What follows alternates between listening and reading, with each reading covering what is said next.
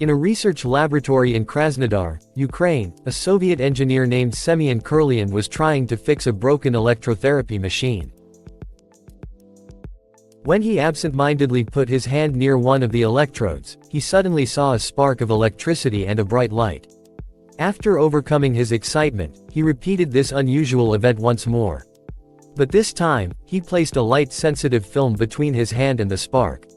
He immediately developed the film and encountered a surprising result. The image of the fingertips on the paper left a trail like luminous columns, and each trail had a different radiation pattern.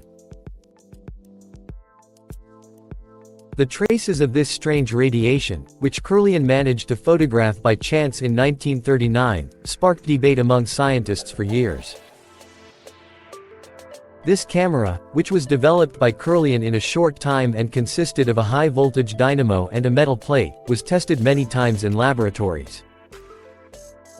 Every object that was placed in the high-frequency electromagnetic field created on the metal plate by the dynamo affected the photographic film with its own radiation. However, no definitive conclusion could be reached about the source of the strange marks seen in these photographs. For some, these traces of light were considered evidence of the existence of the soul. However, similar results emerged not only in hand and footprints, but also in leaves and metal objects.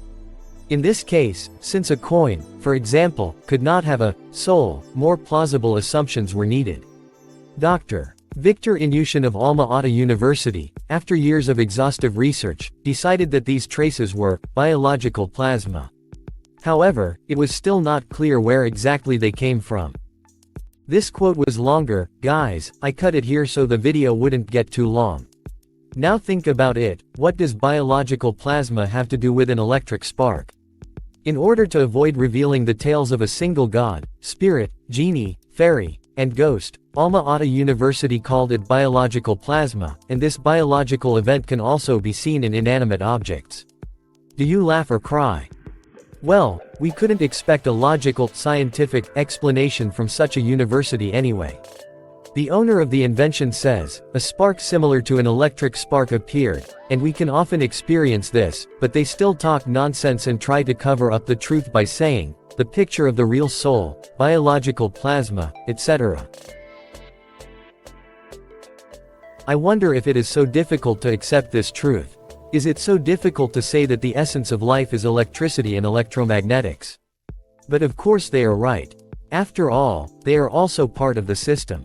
If they were to say that electricity and electromagnetics is the real creative power, and that the one who can use it correctly and rule is the real God, rest assured that they cannot exploit, intimidate or rule anyone.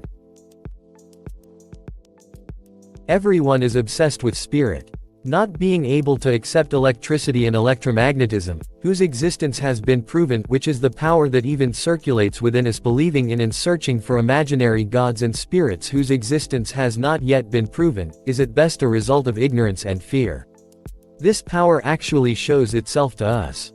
The spark that comes out when we shake hands with someone and our feeling bored and tense in cloudy weather proves that this power is both inside us and around us in a neutral state and surrounds us. I have explained this in my other videos. The day will come when the essence of electricity is understood, the essence of life will also be understood.